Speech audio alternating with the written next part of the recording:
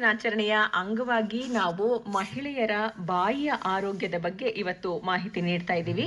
ಇದಕ್ಕಾಗಿ ನಮ್ಮ ಸ್ಟುಡಿಯೋದಲ್ಲಿ ಇದ್ದಾರೆ JSS ದಂತ ವೈದ್ಯಕೀಯ ಮಹಾವಿದ್ಯಾಲಯ ಮತ್ತು ಆಸ್ಪತ್ರೆಯ ವಸಡು ಶಾಸ್ತ್ರ ವಿಭಾಗದ ಮುಖ್ಯಸ್ಥರಾದ ಡಾಕ್ಟರ್ ಸುಮನ್ ಬಸವರಾಜು ಅವರು.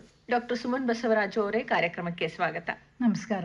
ಡಾಕ್ಟರ್ ಸುಮನ್, ಹೇಳಿ, ಯಾವ್ಯಾವ ತರ ಬಾಯಿಯ ತೊಂದರೆಗಳು ಮಹಿಳೆಯರಲ್ಲಿ ಕಾಣಿಸ್ಕೊಳ್ಬಹುದು? ಮಹಿಳೆಯರ ಬದುಕಿನಲ್ಲಿ ಹಾರ್ಮೋನ್ಸ್ ಇದೆಯಲ್ಲ, ಅದು ಎಲ್ಲಾ ಹಂತದಲ್ಲೂ ಪ್ರಭಾವ ಬೀರುತ್ತೆ. ಅದೇ ತರ ಆ ಹಾರ್ಮೋನ್ಸ್ಗಳು ಬಾಯಿ ಆರೋಗ್ಯದ ಮೇಲೂ ಪ್ರಭಾವ ಬೀರುತ್ತೆ. ಮಹಿಳೆಯರಲ್ಲಿ ಫರ್ಟಿಲಿಟಿ ಅಂತೀವಲ್ಲ, ಸಂತಾನ ಕ್ಷಮತೆ, ಅದು 12ರಿಂದ 15 ವರ್ಷದ ಹೆಣ್ಮಕ್ಳಿಗೆ ಶುರು ಆಗುತ್ತೆ. ಮೆನ್ಸ್ಟ್ರಲ್ ಸೈಕಲ್ ಶುರುವಾದಂಗೆ ಇವರಿಗೆ ಬಾಯಿಯ ಸಮಸ್ಯೆನು ಅದ್ರ ಜೊತೆಲೆ ಶುರುವಾಗತ್ತೆ ಅಂತ. ಹೌದು.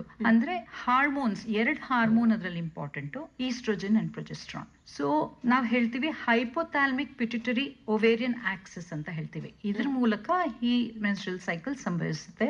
ಇದರ ಮೂಲಕ ಈ 2 ಇಂಪಾರ್ಟೆಂಟ್ ಈಸ್ಟ್ರೋಜನ್ ಅಂಡ್ ಪ್ರೊಜೆಸ್ಟ್ರಾನ್ಗಳು ಅವರ ಏರಿಳಿತದಿಂದ ಈ 28 ದಿನದ ಮೆನ್ಸ್ಟ್ರಲ್ ಸೈಕಲ್ ಏನಾಗುತ್ತೋ ಅದು ನಡೆಯುತ್ತೆ. ಸೊ ಈ ಸೈಕಲ್ ಅಲ್ಲಿ ಈ 2 ಹಾರ್ಮೋನ್ಸು ಏರುತ್ತೆ ಇಳಿಯುತ್ತೆ. ಆಗ ಅದರ ಪ್ರಭಾವ ನಮ್ಮ ಬಾಯಿ ಆರೋಗ್ಯದ ಮೇಲೆ ಕಾಣಿಸ್ಕೊಳ್ಳುತ್ತೆ. ಅಂದ್ರೆ ಇವಾಗ ಹಾರ್ಮೋನ್ ಇಂಬ್ಯಾಲೆನ್ಸ್ ಇಂದ ಬೇರೆ ಬೇರೆ ದೈಹಿಕ ಮಾನಸಿಕ ಸಮಸ್ಯೆಗಳು ಬರೋದಲ್ದೆ ಬಾಯಿಯ ಆರೋಗ್ಯನೂ ಹಾಳಾಗತ್ತೆ. ಹೌದು. ಇದು ಹಾರ್ಮೋನ್ಸ್ ಹೆಚ್ಚು ಕಮ್ಮಿ ಆಗೋದ್ರಿಂದಲ್ಲ, ನ್ಯಾಚುರಲ್ ಆಗಿ ಫಿಸಿಯೋಲಾಜಿಕಲ್ ಸೈಕಲ್ಲೇ ಇದೆಯಲ್ಲ, ಅದ್ರಿಂದನೂ ಕೂಡ ಬಾಯಲ್ಲಿ ಲಕ್ಷಣಗಳು ಕಾಣುತ್ತೆ. ಅಂದ್ರೆ ಏರುಪೇರು ಅಂತ ಹೇಳಿದ್ರೆ ಡಿಸೀಸ್ಡ್ ಆಗಿ ಹಾರ್ಮೋನ್ ಇಂಬ್ಯಾಲೆನ್ಸ್ ಅಲ್ಲ, ನ್ಯಾಚುರಲ್ ನ್ಯಾಚುರಲ್ ಸೈಕಲ್ಸ್ ಅಲ್ಲಿ ಈ ಹಾರ್ಮೋನ್ಸ್ ಗಳು ಒಂದ್ ಸೈಕಲ್ ಅಲ್ಲಿ ಅಂದ್ರೆ 2 ಫೇಸಸ್ ಇರುತ್ತೆ, ಫಾಲಿಕ್ಯುಲರ್ ಫೇಸ್ ಮತ್ತೆ ಲ್ಯೂಟಿಯಲ್ ಫೇಸ್ ಅಂತ. ಸೊ ಫಾಲಿಕ್ಯುಲರ್ ಫೇಸ್ ಅಲ್ಲಿ ಹಾರ್ಮೋನಲ್ ಚೇಂಜಸ್ ಆಗುತ್ತೆ, ಮತ್ತೆ ಲ್ಯೂಟಿಯಲ್ ಫೇಸ್ ಅಲ್ಲೂ ಹಾರ್ಮೋನಲ್ ಚೇಂಜ್ ಆಗುತ್ತೆ. ಯಾಕಂದ್ರೆ ಮೆನ್ಸ್ಟ್ರಲ್ ಸೈಕಲ್ ಏನಂತ ಹೇಳಿದ್ರೆ we say it's weeping of the womb ಅಂತ. ಸೊ ಎವ್ರಿ ಸೈಕಲ್ ಅಲ್ಲಿ ಒಂದು ಓವಮ್ ರಿಲೀಸ್ ಆಗತ್ತೆ ಓವರಿಯಿಂದ, ಅದು ಫರ್ಟಿಲೈಸ್ ಆದ್ರೆ ಸ್ಪರ್ಮ್ ಇಂದ, ಅವಾಗ ಒಂದು ಪ್ರೆಗ್ನೆನ್ಸಿ ಶುರು ಆಗುತ್ತೆ. ಸೊ ಹಾಗಾಗಿ ಈ ಹಾರ್ಮೋನಲ್ ಲೆವೆಲ್ಸ್ ಕೂಡ ಚೇಂಜ್ ಆಗ್ತಾ ಇರುತ್ತೆ ಅದ್ರ ಪ್ರಕಾರ. ಓಕೆ. ಸೊ ಮೆನ್ಸ್ಟ್ರಲ್ ಸೈಕಲ್ ಶುರು ಆಗೋ 5 ದಿನ ಮುಂಚೆ ಹೆಣ್ಮಕ್ಳಲ್ಲಿ ಯೂಶಲಿ ನೋಡ್ತೀವಿ ಒಸಡು ಸ್ವಲ್ಪ ಉಬ್ಬದಂಗ್ ಅನ್ಸುತ್ತೆ ಅವ್ರಿಗೆ. ಆಮೇಲೆ ಒಸಡಿಂದ ರಕ್ತಸ್ರಾವ ಕೂಡ ಕಾಣಿಸ್ಕೊಳತ್ತೆ. ಕೆಲವರಂತೂ ಏನೋ ಹಲ್ ಸಡ್ಲ ಆಯ್ತು ಅನ್ನೋ ತರ ಇರುತ್ತೆ, ಕೆಲವ್ರಿಗೆ ಹುಣ್ಣುಗಳು ಕಾಣಿಸ್ಕೊಳತ್ತೆ. ಸೊ ಸ್ಟ್ರೆಸ್ ಇಂದಾನು ನಾವು ಹುಣ್ಣು ಆಗಿದೆ ಅಂತ ನಾವ್ ಅನ್ಕೊಂಡ್ ಬಿಡ್ತೀವಿ. ಬಾಯಲ್ಲಿ ಹುಣ್ಣು ಸಾಮಾನ್ಯವಾಗಿ ಆಗತ್ತೆ. ಹೌದು.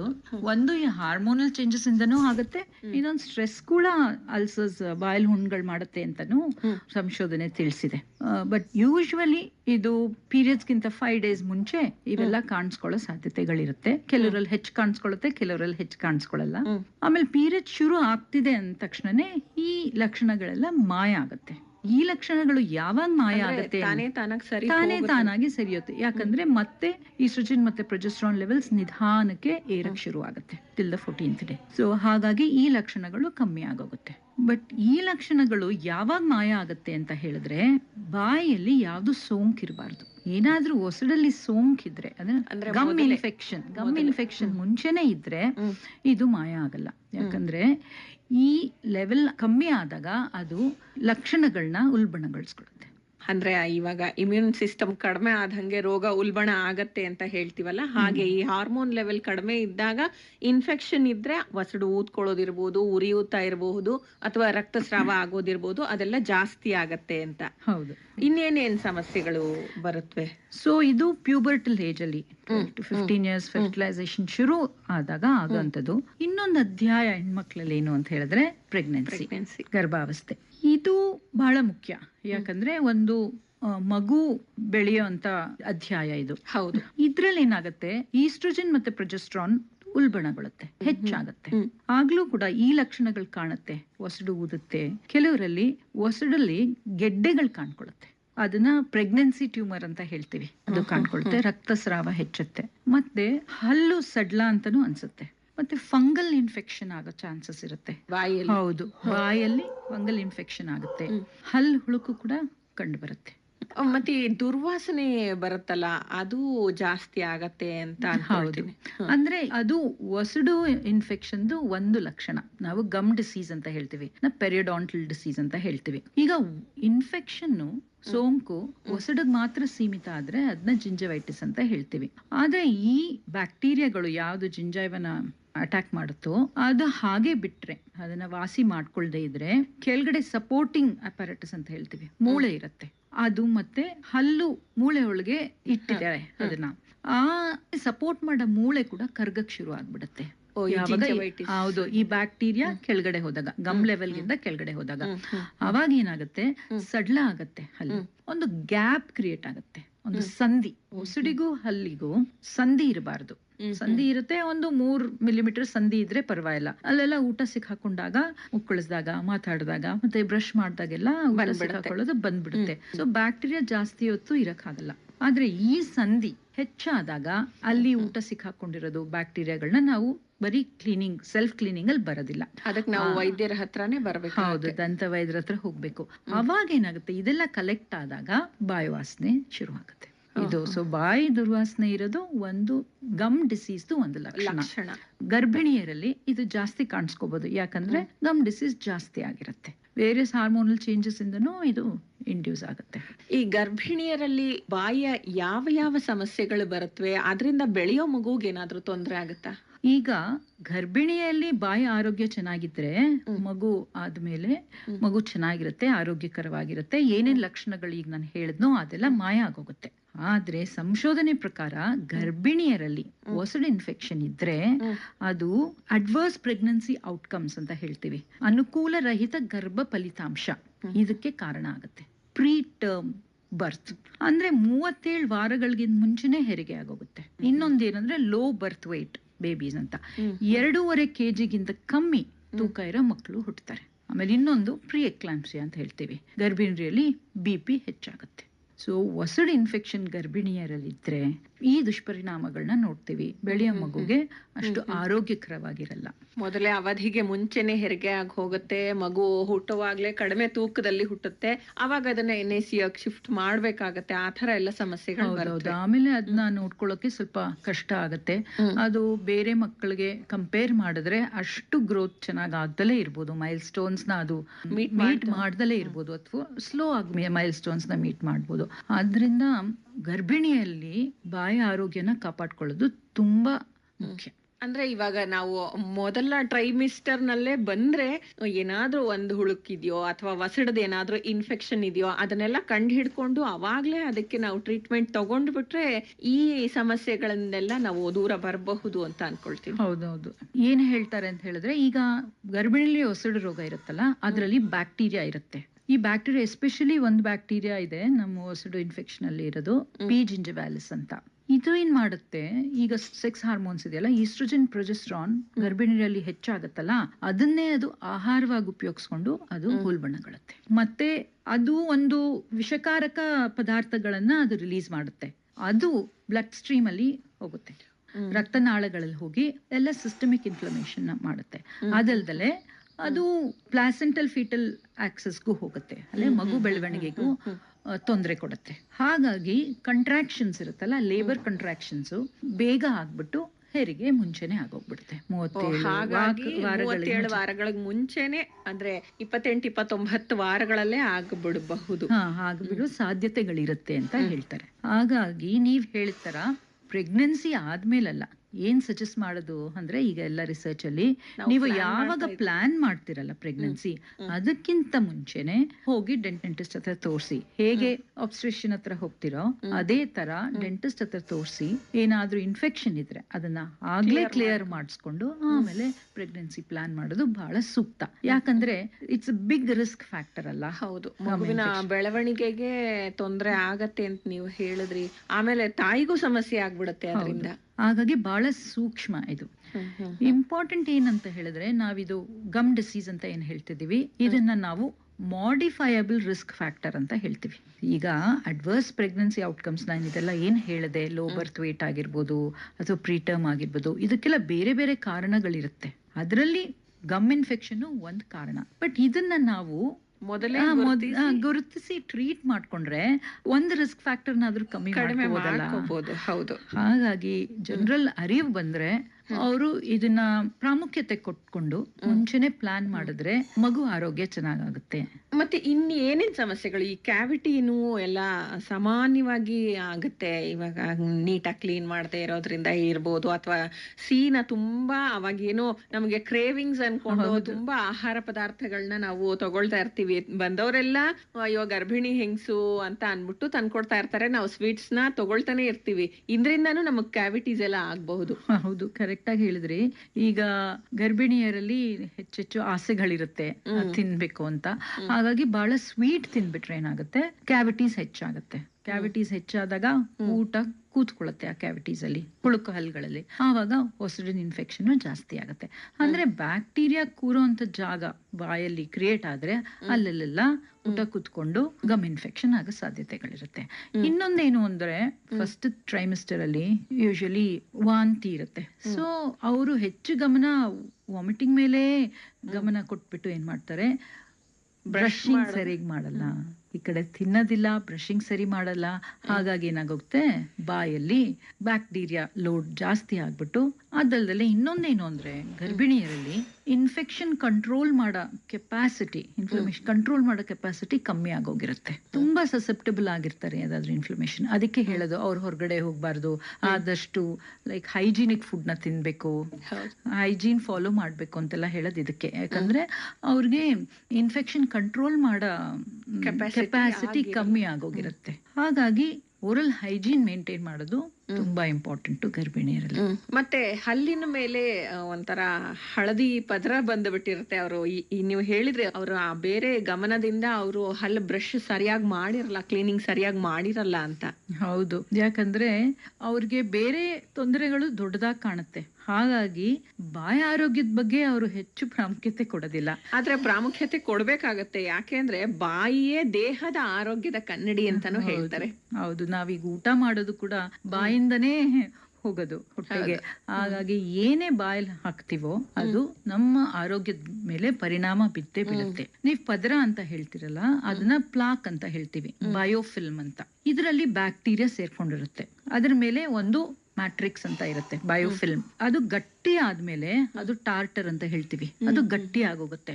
ಅದ್ರಲ್ಲಿ ಇನ್ನೊಂದ್ ಸ್ವಲ್ಪ ಬ್ಯಾಕ್ಟೀರಿಯಾಗಳು ಸೇರ್ಕೊಳ್ಳುತ್ತೆ. ತಾವೇ ಬ್ರಷ್ ಮಾಡಿದ್ರೆ ಅದು ಹೋಗೋದಿಲ್ಲ. ಡೆಂಟಿಸ್ಟ್ ಹತ್ರ ಬಂದು ಕ್ಲೀನ್ ಮಾಡಿಸ್ಕೋಬೇಕು, ಆಗ್ಲೇ ಅದು ಹೋಗೋದು. ಅವಾಗ ಬ್ಯಾಕ್ಟೀರಿಯಾ ಲೋಡ್ ಕಮ್ಮಿ ಆದ್ರೆ ಇನ್ಫೆಕ್ಷನ್ ಕಮ್ಮಿ ಆಗುತ್ತೆ. ಮತ್ತೆ ಕೆಲವು ಹೆಣ್ಣು ಮಕ್ಕಳಲ್ಲಿ ಹಲ್ಲಿನ ಮೇಲೆ ಕಪ್ಪು ಪ್ಲಾಕ್ ಬಂದಿರುತ್ತೆ, ಅದ್ರ ಬಗ್ಗೆ ಹೇಳಿ. ಹೌದು, ಅದು ಕಪ್ಪುದು ಸ್ಟೇನ್ಸ್ ಅಂತ ಹೇಳ್ತೀವಿ, ಪಿಗ್ಮೆಂಟೆಡ್ ಡಿಪಾಸಿಟ್ಸ್ ಅಂತ. ಅದು ಕೆಲವು ಮೈಕ್ರೋ ಆರ್ಗ್ಯಾನಿಸಮ್ಸ್ ಇಂದ ಆಗುತ್ತೆ. ಬಟ್ ಅವ್ರ ಬಾಯಿ ಯೂಶಲಿ ಕ್ಲೀನ್ ಆಗೇ ಇರುತ್ತೆ, ಆದ್ರೂ ಬ್ಲಾಕ್ ಸ್ಟೇನ್ಸ್ ಬರುತ್ತೆ. ಅದನ್ನ ಕ್ಲೀನ್ ಮಾಡಿಸ್ಕೊತಾ ಇರ್ಬೇಕು. ಮತ್ತೆ ಈ ಕ್ಲೀನ್ ಮಾಡಿಸ್ಕೊಳ್ಳೋದ್ರಿಂದ ಇದೊಂದು ಮಿತ್ತಿದೆ ಅಂತ ಅನ್ಕೊಳ್ತೀನಿ, ಕ್ಲೀನ್ ಮಾಡಿಸ್ಕೊಳ್ಳೋದ್ರಿಂದ ಹಲ್ಲು ಲೂಸ್ ಆಗತ್ತಾ? ಇಲ್ಲ, ನೀವ್ ಹೇಳ್ದಂಗೆ ಇದು ಮಿತ್ತೆ, ರಿಯಲ್ ಅಲ್ಲ. ಯಾಕಂದ್ರೆ ಹಲ್ಲು ಕ್ಲೀನ್ ಮಾಡಿಸ್ಕೊಳ್ಳೋದ್ರಿಂದ ಬ್ಯಾಕ್ಟೀರಿಯಾನ ತೆಗಿತಾ ಇರ್ತೀವಿ. ತೆಗಿಸ್ಕೊಂಡ್ಬಿಟ್ರೆ ಸಡ್ಲ ಆಗಲ್ಲ. ಅದೇನಾಗೋಗಿರುತ್ತೆ ಅಂದ್ರೆ ಅದು ಟಾರ್ಟರ್ ಕೂತ್ ಬಿಟ್ಟಿರುತ್ತೆ ಹಲ್ ಮೇಲೆ. ಕೆಲವು ಸಲ ಎಷ್ಟು ಕೂತಿರುತ್ತೆ ಅಂದ್ರೆ ಅದೇ ಹಲ್ನ ಗಟ್ಟಿಯಾಗಿ ಇಟ್ಕೊಂಡ್ಬಿಟ್ಟಿರುತ್ತೆ. ಸೊ ಕೆಲವರಿಗೆ ತುಂಬಾ ಹೆಚ್ಚಳ ಆದವ್ರಿಗೆ ಅದು ನಾವ್ ತೆಗೆದಾಗ ಏನಪ್ಪ ಸಡ್ಲ ಆಗೋಯ್ತೇನೋ, ಸಂಧಿ ಬಂದ್ಬಿಡ್ತೇನೋ ಅಂತ ಹೇಳ್ತಾರೆ. ಯಾವುದೇ ಕಾರಣಕ್ಕೂ ಹಲ್ ಕ್ಲೀನ್ ಮಾಡೋದ್ರಿಂದ ತೊಂದರೆ ಆಗಲ್ಲ. ಅದರಿಂದ ಹೆಲ್ತ್ ಇಂಪ್ರೂವ್ ಆಗುತ್ತೆ, ಬಿಕಾಸ್ ನಾವು ಬ್ಯಾಕ್ಟೀರಿಯಾನ ತೆಗಿತಾ ಇದೀವಿ. ಹಾಗಾಗಿ ಅದು ಆಮೇಲೆ ಅವ್ರಿಗೆ ಮೇಂಟೈನ್ ಮಾಡಕ್ಕೂ ಈಸಿ ಆಗುತ್ತೆ. ಅವ್ರು ಹಾಗೆ ಇಟ್ಕೊಂಡ್ರೆ ಮಾತ್ರ ಗೊತ್ತಾಗದಲೆ ಅದು ಮೂಳೆನೆಲ್ಲ ತಿನ್ಕೊಂಡ್ಬಿಡುತ್ತೆ. ಹಲ್ಲು ಸಡ್ಲ ಆಗ್ಬಿಟ್ಟು ಬಿದ್ದೋಗ್ಬಿಟ್ಟು ತೊಂದರೆ ಆಗ್ಬಿಡುತ್ತೆ. ಬಿಕಾಸ್ ಹಲ್ಲು ಬರೀ ನೋಡೋಕೆ ಅಗಿಯಕ್ಕೆ ಅಲ್ಲ, ಮಾತಾಡಕ್ ಇಂಪಾರ್ಟೆಂಟು. ಆಮೇಲೆ ಬಾಯಲ್ಲಿ ಎನ್ಸೈಮ್ಸ್ ಇರುತ್ತೆ, ಸಲೈವಾ ಅಂತ ಏನ್ ಹೇಳ್ತೀವೋ ಅದಿರುತ್ತೆ. ಅದು ಡೈಜೆಷನ್ ಹೆಲ್ಪ್ ಮಾಡುತ್ತೆ, ಡಿಸೀಸ್ ಪ್ರಿವೆಂಟ್ ಮಾಡಕ್ಕೆಲ್ಲ ಹೆಲ್ಪ್ ಮಾಡುತ್ತೆ. ಹಾಗಾಗಿ ಬರೀ ಹಲ್ಲುಗಳು ನೋಡಕ್ಕಂದ ಅಂತ ಅನ್ಕೊಳಂಗಿಲ್ಲ, ಎಲ್ಲದಕ್ಕೂ ಇಂಪಾರ್ಟೆಂಟ್. ಪ್ಯೂಬರ್ಟಿಯಲ್ಲಿ ಏನೇನ್ ಸಮಸ್ಯೆಗಳು ಬರುತ್ತೆ ಅಂತ ಹೇಳಿದ್ರಿ, ಗರ್ಭಧಾರಣೆ ಸಮಯದಲ್ಲಿ ಏನೇನ್ ಸಮಸ್ಯೆಗಳು ಬರುತ್ತೆ, ಇದಕ್ಕೆ ಆ ಹುಟ್ಟೋ ಮಗು ಮೇಲೆ ಏನೇನ್ ತೊಂದರೆ ಆಗತ್ತೆ, ಅದರ ಮೈಲ್ ಸ್ಟೋನ್ಸ್ ಡಿಲೇ ಆಗತ್ತೆ ಅಂತೆಲ್ಲ ಹೇಳಿದ್ರಿ. ಮೆನೋಪಾಸ್ ಆದ್ಮೇಲೂ ಇವಾಗ ನೀವು ಹಾರ್ಮೋನಲ್ ಇಂಬ್ಯಾಲೆನ್ಸ್ ಇಂದ ಅಂತ ಹೇಳಿದಾಗ ನಮ್ ಹಾರ್ಮೋನ್ ಸೆಕ್ರಿಷನ್ನೇ ಮೆನೋಪಾಸ್ ನಂತರ ನಿಂತೋಗಿರುತ್ತೆ. ಅವಾಗ ಯಾವ್ಯಾವ ತರ ಸಮಸ್ಯೆಗಳು ಉದ್ಭವಿಸಬಹುದು? ಮೆನೋಪಾಸ್ ನೀವ್ ಹೇಳ್ದಾಗೆ 45 ರಿಂದ 55 ವರ್ಷದೊಳಗೆ ಮುಟ್ಟು ನಿಂತೋಗುತ್ತೆ, ಮೆನ್ಸ್ಟ್ರಲ್ ಸೈಕಲ್ ನಿಂತೋಗುತ್ತೆ. ಕಾಣಿಸ್ಕೊಳ್ಳುತ್ತೆ. ಆಗ ಈಸ್ಟ್ರೋಜನ್ ಪ್ರೊಜೆಸ್ಟ್ರಾನ್ ಎರಡು ಕಮ್ಮಿ ಆಗ್ಬಿಡುತ್ತೆ. ಇವು ಇನ್ಫೆಕ್ಷನ್ ಕಂಟ್ರೋಲ್ ಮಾಡೋ ಒಂದು ಕೆಪಾಸಿಟಿ ಕೂಡ ಹೊಂದಿರುತ್ತೆ. ಹಾಗೇನಾಗುತ್ತೆ, ಮೆನೋಪಾಸಲ್ ಕೂಡ ಅವರು ಇನ್ಫ್ಲಮೇಷನ್ಗೆ ತುಂಬಾ ಸಸೆಪ್ಟಬಲ್ ಆಗ್ಬಿಡ್ತಾರೆ. ಅಂದ್ರೆ ಬೇಗ ಅವ್ರಿಗೆ ಇನ್ಫೆಕ್ಷನ್ ಬಂದ್ಬಿಡುತ್ತೆ. ಹಲ್ಲುಗಳಲ್ಲಿ ಮೇಜರ್ ಇಂಪಾರ್ಟೆಂಟ್ ಏನಂದ್ರೆ ಸಲೈವಾ ಅಂತ ಏನ್ ಹೇಳ್ತೀವೋ ಅದರದ್ದು ಪ್ರೊಡಕ್ಷನ್ ಕಮ್ಮಿ ಆಗೋಗ್ಬಿಡುತ್ತೆ. ಬಾಯಿ ಒಣಗಾಗ್ಬಿಡುತ್ತೆ. ಅದಕ್ಕೆ ಜೆರೋಸ್ಟೋಮಿಯಾ ಅಂತ ಹೇಳ್ತೀವಿ, ಡ್ರೈ ಮೌತ್. ಈಗ ನಾನು ಹೇಳ್ದಂಗೆ ಸಲೈವಾ ಎಷ್ಟು ಇಂಪಾರ್ಟೆಂಟು, ಅದೊಂಥರ ಮಾಯಿಶ್ಚರ್ ತರ ಇರುತ್ತೆ ಬಾಯೊಳಗಡೆ. ಈಗ ಜೆರೋಸ್ಟೋಮಿಯಾ ಆದಾಗ, ಒಣಬಾಯಿ ಆದಾಗ ಏನಾಗುತ್ತೆ, ಬಾಯಿ ಉರಿಯಕ್ ಶುರು ಆಗುತ್ತೆ. ಆಮೇಲೆ ಸಲೈವಾ ಇಲ್ದೇ ಇರೋದ್ರಿಂದ ಅಲ್ಲಿ ಹುಳುಕು ಕಾಣಿಸ್ಕೊಳ್ಳುತ್ತೆ. ಹುಳುಕ್ ಕಾಣಿಸ್ಕೊಂಡಾದ್ಮೇಲೆ ಗಮ್ ಇನ್ಫೆಕ್ಷನ್ ಜಾಸ್ತಿ ಆಗುತ್ತೆ. ಆಮೇಲೆ ಬೋನ್ ಡೆನ್ಸಿಟಿ ಇದೆಯಲ್ಲ, ಅದು ಬೋನ್ ರಿಸಾರ್ಬ್ ಆಗಕ್ ಶುರು ಆಗುತ್ತೆ, ಬೋನು ಕರಗಕ್ ಶುರು ಆಗುತ್ತೆ. ಅವಾಗ ಏನಾಗುತ್ತೆ, ಹಲ್ಲು ಸಡ್ಲ ಆಗುತ್ತೆ. ಹಲ್ಲು ಸಡ್ಲ ಆಗಿ ಅದ್ರ ಮತ್ತೆ ಪಾಕೆಟ್ಟು, ಪಸ್ಸು ಎಲ್ಲ ಸೇರ್ಕೊಂಡು ತುಂಬಾ ತೊಂದರೆಗೊಳಗಾಗುತ್ತೆ. ಕೆಲವರು ಹಲ್ಲು ಕೂಡ ಕಳ್ಕೊಂತಾರೆ ಗಮನ ಕೊಟ್ಟಿಲ್ಲ ಅಂತ ಹೇಳಿ. ಅಂದ್ರೆ 45-50 ವರ್ಷಕ್ಕೆ ಅವರು ಹಲ್ಲು ಕಳ್ಕೊಂಡ್ ಬಿಡ್ತಾರೆ ಗಮನ ಕೊಡ್ಲಿಲ್ಲ ಅಂತ. ಹೌದು ಹೌದು. ಬಿಸಿದು ತಣ್ಣದು ತಿನ್ನಕ್ಕೆ ಕಷ್ಟ ಆಗತ್ತೆ ಅವ್ರಿಗೆ, ಅವ್ರದ್ದು ಥ್ರೆಶೋಲ್ಡ್ ಕಮ್ಮಿ ಆಗೋಗ್ಬಿಡುತ್ತೆ. ಇಲ್ಲಾಂದ್ರೆ ಲೈಕನ್ ಪ್ಲೇನಸ್ ಅಂತ ಹೇಳ್ತೀವಿ, ಬಿಳಿ ಪ್ಯಾಚ್ಗಳು ಕಾಣಿಸ್ಕೊಳ್ಳುತ್ತೆ. ಯಾಕಂದ್ರೆ ತೆಳು ಆಗೋಗ್ಬಿಡುತ್ತೆ, ನಮ್ಮ ಮ್ಯೂಕೋಸ ಏನಿರುತ್ತೆ ಪದರ, ಅದು ತೆಳು ಆಗ್ಬಿಡುತ್ತೆ. ಸೊ ಇದೆಲ್ಲ ಹಾರ್ಮೋನ್ಸ್, ಈಸ್ಟ್ರೋಜನ್ ಮತ್ತೆ ಪ್ರೊಜೆಸ್ಟ್ರಾನ್ ಹಾರ್ಮೋನ್ಸ್ ಪೂರ ಕಮ್ಮಿ ಆಗೋಗ್ಬಿಡುತ್ತಲ್ಲ. ಹಾಗಾಗಿ ಇದೆಲ್ಲ ಲಕ್ಷಣಗಳು menopausal women, post menopausal women ಅಲ್ಲಿ ಕಾಣಿಸ್ಕೊಳ್ಳುತ್ತೆ. ಇದಾದ್ಮೇಲೆ ಅದಕ್ಕೂ ಕೂಡ ತೊಂದರೆ ಆಗತ್ತೆ ಅಂತ ಅನ್ಸುತ್ತೆ ಈ ಆಫ್ಟರ್ ಮೆನೋಪಾಸ್. ಸೊ ಅದೇನಾಗಿರುತ್ತೆ, ಇಷ್ಟರಲ್ಲಿ ಅದು ಸೌದಿರುತ್ತೆ. ಆಮೇಲೆ ಒಸಡು ಇನ್ಫೆಕ್ಷನ್ ಅಂದ್ರೆ ಒಸಡು ಕೆಳಗಡೆ ಆಗೋಗಿರುತ್ತೆ, ರಿಸೆಷನ್ ಅಂತ ಹೇಳ್ತೀವಿ. ಅವಾಗ ಏನಾಗುತ್ತೆ, ಒಳಗಡೆದು ಡೆಂಟಿನ್ ಅಂತ ಹೇಳ್ತೀವಿ, ಅದು ಸ್ವಲ್ಪ ಸೆನ್ಸಿಟಿವ್ ಪೋರ್ಷನ್. ಅದು ಕಾಣಿಸ್ಕೊಳ್ಳೋದ್ರಿಂದ ಅವ್ರಿಗೆ ತುಂಬಾ ಸೆನ್ಸಿಟಿವಿಟಿ ಆಗುತ್ತೆ. ಬಿಸಿ ತಗೊಂಡ್ರು ಕೋಲ್ಡ್ ತಗೊಂಡ್ರು ಸೆನ್ಸಿಟಿವಿಟಿ ಆಗುತ್ತೆ. ಈ 45-50 ವರ್ಷಕ್ಕಾಗ್ಲೇ ಇತ್ತೀಚೆಗೆ ನಾವು ಜಾಸ್ತಿ ನೋಡ್ತಾ ಇರೋದು ಅವರು ಡಯಾಬಿಟೀಸ್, ಬ್ಲಡ್ ಪ್ರೆಷರ್, ಈ ತರ ಜೀವನ ಶೈಲಿಯ ಕಾಯಿಲೆಗಳಿಂದ ಬಳಲ್ತಾ ಇರ್ತಾರೆ. ಅವರಿಗೆ ಯಾವ ತರ ಹಲ್ಲಿನ ಸಮಸ್ಯೆಗಳು ಬರಬಹುದು? ಈಗ ನಾವು ಹೇಳ್ತೀವಿ ಒಸಡು ಇನ್ಫೆಕ್ಷನ್, ಡಯಾಬಿಟೀಸು ಬೈ ಡೈರೆಕ್ಷನಲ್ ಅಂತ. ಈಗ ಶುಗರ್ ಜಾಸ್ತಿ ಆದ್ರೆ ಒಸಡು ಇನ್ಫೆಕ್ಷನ್ ಜಾಸ್ತಿ ಆಗುತ್ತೆ. ಒಸಡು ಇನ್ಫೆಕ್ಷನ್ ಜಾಸ್ತಿ ಆದ್ರೆ ಬ್ಲಡ್ ಶುಗರ್ ಜಾಸ್ತಿ ಆಗುತ್ತೆ. ಒಂದು ಇಂಪಾರ್ಟೆಂಟ್ ಟೇಕ್ ಅವೇ ಏನ್ ತಗೋಬಹುದು ಅಂತ ಹೇಳಿದ್ರೆ, ನಾವು ಬಾಯಿ ಆರೋಗ್ಯ ಕಾಪಾಡ್ಬಿಟ್ರೆ ಬ್ಲಡ್ ಶುಗರ್ಸ್ ಕಂಟ್ರೋಲ್ ಮಾಡ್ಬೋದು. ಸೊ ಯಾವಾಗ ಬಾಯಲ್ಲಿ ನಾವು ಹೆಚ್ಚಾದ ಹುಣ್ಗಳು, ಆಪ್ಸಸ್ಗಳು ಎಲ್ಲ ನೋಡ್ತೀವೋ ಅವಾಗ ನಾವು ಹೇಳ್ತೀವಿ ಯೂಶಲಿ ನೀವು ಶುಗರ್ಸ್ ಚೆಕ್ ಮಾಡಿಸ್ಕೊಂಡ್ ಬನ್ನಿ ಅಂತ. ಅದು ಯೂಶಲಿ ಡಯಾಬಿಟಿಕ್ ಇರ್ತಾರೆ. ಮತ್ತೆ ಹೆಣ್ಣು ಮಕ್ಕಳ ಇನ್ನೊಂದು ಸಮಸ್ಯೆ ಅಂತ ಅಂದ್ರೆ ಅವರು ಕ್ಯಾಲ್ಸಿಯಂ ಕಡಿಮೆ ಪ್ರಮಾಣದಲ್ಲಿ ಇರುತ್ತೆ, ಅವ್ರಿಗೆ ಅವಾಗ್ಲೇ ಮೂಳೆ ಸವತ ಎಲ್ಲ ಶುರುವಾಗಿರುತ್ತೆ. ಇವರಿಗೆ ಹಲ್ಲಿನ ಸಮಸ್ಯೆಗಳು? ಹೌದು, ಇದು ಜಾಸ್ತಿ ಮೆನೋಪಾಸಲ್ ಅಲ್ಲಿ ಆಗುತ್ತೆ. ಯಾಕಂದ್ರೆ ಈ ಹಾರ್ಮೋನ್ಸ್ ಕಮ್ಮಿ ಆಗುತ್ತೆ, ಅವಾಗ ಬೋನ್ ಡೆನ್ಸಿಟಿ ಕೂಡ ಕಮ್ಮಿ ಆಗುತ್ತೆ. ಆ ಟೈಮಲ್ಲಿ ಬೋನ್ ಇಲ್ದೇ ಇರೋದ್ರಿಂದ ಹಲ್ಲುಗಳು ಸಡ್ಲ ಆಗತ್ತೆ. ಸೊ ಬರೀ ಮೂಳೆ ಮೇಲೆಲ್ಲ ಆಲ್ವಿಲಾರ್ ಬೋನ್, ಜಾಲಿ ಮೂಳೆ ಇರುತ್ತಲ್ಲ, ಅದು ಕೂಡ ಕರ್ಗೋಗಿರೋದ್ರಿಂದ ಹಲ್ಲು ಕಳ್ಕೊಳ್ಳೋ ಅಂತ ಪರಿಸ್ಥಿತಿ ಬರುತ್ತೆ. ನೀವ್ ಇವಾಗ 3 ಸ್ಟೇಜಸ್ ನಲ್ಲಿ ಹೇಳಿದ್ರಿ, ಅಂದ್ರೆ ಪ್ಯೂಬರ್ಟಿ, ಒಂದು ಪ್ರೆಗ್ನೆನ್ಸಿ ಟೈಮ್ ನಲ್ಲಿ, ಮತ್ತೆ ಆಫ್ಟರ್ ಮೆನೋಪಾಸ್. ಇವಕ್ಕೆಲ್ಲ ಏನೇನು ಚಿಕಿತ್ಸೆಗಳು ಇದೆ ಅಂತ ಹೇಳ್ಬಹುದಾ? ಅಥವಾ ಮನೆಯಲ್ಲೇ ಮೊದ್ಲಿಗೆ ನಾವು ಬ್ರಷ್ ಮಾಡೋದ್ರಿಂದನೇ ನೀವು ನಿಮ್ಮ ಚಿಕಿತ್ಸೆಯನ್ನ ಹೇಳ್ಬಹುದು ಅಂತ? ಹೌದು, ಅದೇ prevention is better then cure ಅಂತ ಹೇಳ್ತೀವಲ್ಲ. ಎಲ್ಲಾರ್ಗೂ ಮುಂಚೆ ಒಂದು ಅರಿವು ಇರ್ಬೇಕು. ಅಂದ್ರೆ they should be aware that ಬಾಯಿ ಆರೋಗ್ಯ ಬಹಳ ಮುಖ್ಯ. ಬಾಯಿ ಆರೋಗ್ಯ ಕಾಪಾಡ್ಕೊಂಡ್ರೆ ನಾವು ಜನರಲ್ ಆರೋಗ್ಯನ ಕಾಪಾಡ್ಕೊಂಡಂಗೆ ಅಂತ. ಅಂದ್ರೆ it is a simple tool to take care of your health. So ಬಾಯಿ ಆರೋಗ್ಯನ ನಿರ್ಲಕ್ಷಣೆ ಮಾಡಬಾರ್ದು. ಬಾಯಿ ಆರೋಗ್ಯನ ಮೇಂಟೈನ್ ಮಾಡೋದು ಹೇಗೆ ಅಂತಾನು ಗೊತ್ತಿರ್ಬೇಕು. ಅದಕ್ಕೋಸ್ಕರ ಡೆಂಟಿಸ್ಟ್ ಹತ್ರ ರೆಗ್ಯುಲರ್ ಆಗಿ ಬರ್ಬೇಕು. ಎಷ್ಟು ತಿಂಗಳಿಗೆ ಒಂದ್ಸರ್ತಿ? 6 ತಿಂಗಳಿಗೊಂದ್ಸಲ ಬರ್ಬೇಕು. ತೊಂದ್ರೆ ಇರದೇ ಇರ್ಲಿ ಬರ್ಬೇಕು. ಯಾಕಂದ್ರೆ ಈಗ ಒಸಡಿನ ಇನ್ಫೆಕ್ಷನ್ ಹೇಗೆ ಅಂದ್ರೆ ಅದು ನಿಮ್ಗೆ ನೋವೇ ಕೊಡೋದಿಲ್ಲ, ಗೊತ್ತೇ ಆಗೋದಿಲ್ಲ. ಕೆಲವ್ರಿಗೆ ಒಂದು ಗುಳ್ಳೆ ಬಂತು, ಆಮೇಲೆ ಆ ಗುಳ್ಳೆ ಬರ್ಸ್ಟ್ ಆದಾದ್ಮೇಲೆ ನಂಗೆ ನೋವು ಹೊರಟೋಯ್ತು ಅಂತ ಹೇಳ್ತಾರೆ. ಬಟ್ ಅದು ಗಮ್ ಡಿಸೀಸ್ದು ಒಂದು ಲಕ್ಷಣ. ಇದು ಗಮ್ ಇನ್ಫೆಕ್ಷನ್ ಹೇಗಂದ್ರೆ ಒಂದೇ ತರ ಇರೋದಿಲ್ಲ, ಮೇಲೆ ಕೆಳಗೆ ಹೋಗ್ತಾ ಇರುತ್ತೆ. ಮೇಲ್ ಬಂದಾಗ ಅಯ್ಯೋ ಏನೋ ಒಂದ್ ತೊಂದ್ರೆ ಆಯ್ತಪ್ಪ ಅಂತಾರೆ, ಮತ್ತೆ ಹೊರಟೋಯ್ತಲ್ಲ ಅಂತ ಬಿಟ್ಬಿಡ್ತಾರೆ. ಅಲ್ಲೇ ಹೋಗಿ ಓವರ್ ದ ಕೌಂಟರ್ ಯಾವ್ದೋ ಒಂದು ಹಲ್ ನೋವಿಗೆ ಮಾತ್ರ ಕೊಡಿ ಅಂತ ಹೇಳ್ತಾರೆ, ಅಲ್ಲೇ ತಗೊಂಡ್ ಬಂದ್ ನುಂಗ್ತಾರೆ, ಏನೋ ಮಾಡ್ಕೊಳ್ತಾರೆ, ಅಥವಾ ಮನೆಯಲ್ಲೇ ಏನೋ ಮಾಡ್ಕೊಳ್ತಾರೆ, ಬಿಡ್ತಾರೆ. ಹೌದು, ಹಾಗಾಗಿ ಈ ಲಕ್ಷಣಗಳನ್ನೆಲ್ಲ ಡೆಂಟಿಸ್ಟ್ ಹತ್ರ ಹೋದ್ರೆ ಅವ್ರು ಅದನ್ನ ಐಡೆಂಟಿಫೈ ಮಾಡ್ಬಿಟ್ಟು ಅದಕ್ಕೆ ಸೂಕ್ತ ಟ್ರೀಟ್ಮೆಂಟ್ ಕೊಡ್ತಾರೆ. ಹಲ್ನ ಉಳಿಸ್ಕೋಬಹುದು, ಮತ್ತೆ ಬಾಯಲ್ಲಿರೋ ಇನ್ಫೆಕ್ಷನ್ ತಕ್ಕೋಬಹುದು. ಆವಾಗ ಗರ್ಭಿಣಿಯರಿಗಂತೂ ಎಸ್ಪೆಷಲಿ ಅದು ಮಗು ಬೆಳವಣಿಗೆಗೆ ಸಹಾಯ ಆಗುತ್ತೆ. ನಾವು ಆರೋಗ್ಯನ ಕಾಪಾಡ್ಕೊಂಡೆ.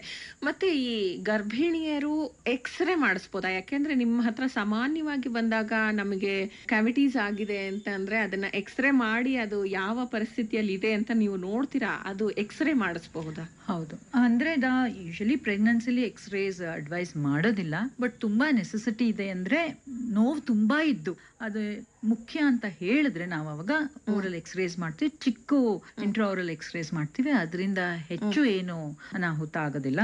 It is safe to take 1 or 2 X-rays. ಅದೇನು ತೊಂದರೆ ಆಗೋದಿಲ್ಲ. ಸೊ ಗರ್ಭಿಣಿಯಲ್ಲಿ ಟ್ರೀಟ್ಮೆಂಟ್ ಮಾಡ್ಬೇಕಾದ್ರೆ ಆದಷ್ಟು ನಾನ್ ಸರ್ಜಿಕಲ್ ಟ್ರೀಟ್ಮೆಂಟೇ ಮಾಡ್ತೀವಿ. ಯಾಕಂದ್ರೆ ಅವ್ರದ್ದು ಮಗು ಹುಟ್ಟಾದ್ಮೇಲೆ ಅವೆಲ್ಲ ಕಮ್ಮಿ ಆಗತ್ತೆ. ಬಟ್ ಇನ್ಫೆಕ್ಷನ್ ತೆಗಿಯೋದನ್ನ ನೋಡ್ಲೇಬೇಕು. ಕ್ಲೀನಿಂಗ್ ಆಗ್ಬೋದು, ಏನಾದ್ರು ಆಪ್ಸಸ್ ಇದ್ರೆ ಅದನ್ನ ತೆಗಿಯೋದು, ಅದನ್ನ ನೋಡ್ತೀವಿ.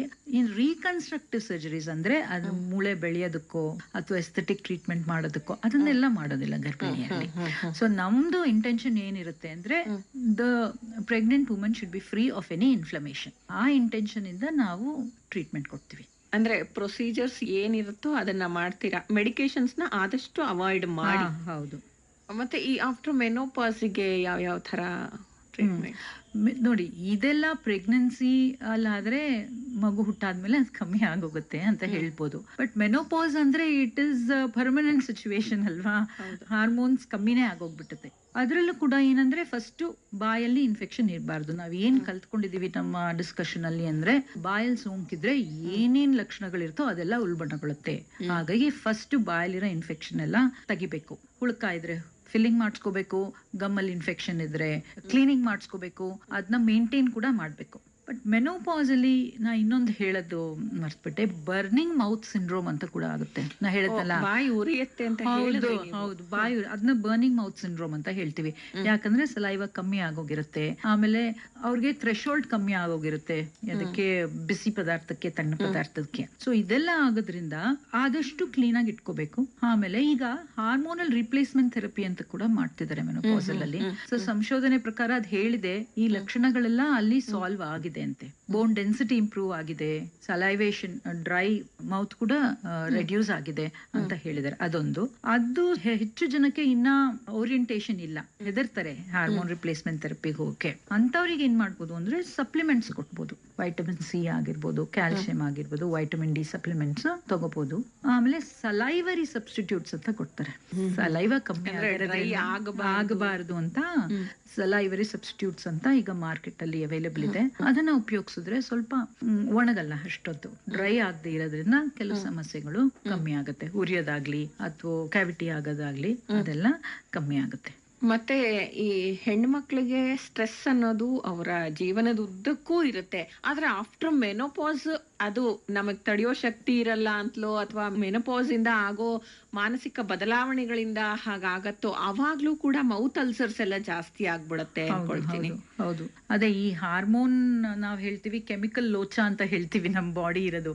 ಸೊ ಇವೆಲ್ಲ ರೆಡ್ಯೂಸ್ ಆಗ್ತಿದ್ದಂಗೆ ಕೆಮಿಕಲ್ಸ್ ಕೂಡ ಮೆನೋಪಾಸಲ್ ಆದ್ಮೇಲೆ ರೆಡ್ಯೂಸ್ ಆಗುತ್ತೆ, ಸ್ಟ್ರೆಸ್ ಜಾಸ್ತಿ ಆಗುತ್ತೆ, ಅವಾಗ ಅಲ್ಸರ್ಸ್ ಆಗೇ ಆಗುತ್ತೆ. ಸೊ ಬಟ್ ಏನಂದ್ರೆ ಮೇಂಟೈನ್ ಮಾಡಿದ್ರೆ ಓರಲ್ ಹೆಲ್ತ್ ನ ಅದರದ್ದು ಇಫೆಕ್ಟ್ ಸ್ವಲ್ಪ ಕಮ್ಮಿ ಆಗುತ್ತೆ. ಇದೆಲ್ಲದಕ್ಕೂ ಏನಂದ್ರೆ ರೆಗ್ಯುಲರ್ ಬೇರೆ ಏನೇನು ಒಳ್ಳೆ ಹ್ಯಾಬಿಟ್ಸ್ ಇದೆಯೋ ಅದೆಲ್ಲ ಮಾಡ್ಬೇಕು. ಅಂದ್ರೆ ನ್ಯೂಟ್ರಿಷನ್ ಚೆನ್ನಾಗಿ ತಗೋಬೇಕು, ಲೈಫ್ ಸ್ಟೈಲ್ ಚೆನ್ನಾಗಿರ್ಬೇಕು, ಸ್ಲೀಪ್ ಇಂಪಾರ್ಟೆಂಟ್. ಸೊ ಇವೆಲ್ಲಗಳ ಜೊತೆ ಬಾಯಿ ಆರೋಗ್ಯನು ಕಾಪಾಡ್ಕೊಂಡ್ರೆ ಈ ಲಕ್ಷಣಗಳನ್ನೆಲ್ಲ ಆರಾಮಾಗಿ ಮ್ಯಾನೇಜ್ ಮಾಡ್ಬೋದು. ಇನ್ನೊಂದು ಇಂಪಾರ್ಟೆಂಟ್ ಏನಂತ ಹೇಳಿದ್ರೆ ಮೆಡಿಕಲ್ ಪ್ರೊಫೆಷನಲ್ಸ್ ಅವರು ಕೂಡ ರೆಫರ್ ಮಾಡ್ಬೇಕು. We have to work in collaboration with medical professionals, especially obstetricians and gynecologists ಹತ್ರ ಹೋದಾಗ ಹೆಂಗಸರು ಅವರು ಐಡೆಂಟಿಫೈ ಮಾಡ್ಬಿಟ್ಟು ಡೆಂಟಿಸ್ಟ್ ಹತ್ರ ಹೋಗ್ಬಿಟ್ಟು ಡೆಂಟಲ್ ಚೆಕ್ಅಪ್ ಮಾಡ್ಕೊಳ್ಳಿ ಅಂತ ಹೇಳ್ಬೇಕು. ಗರ್ಭಿಣಿಯರಿಗೂ ಕಳಿಸ್ಬೇಕು.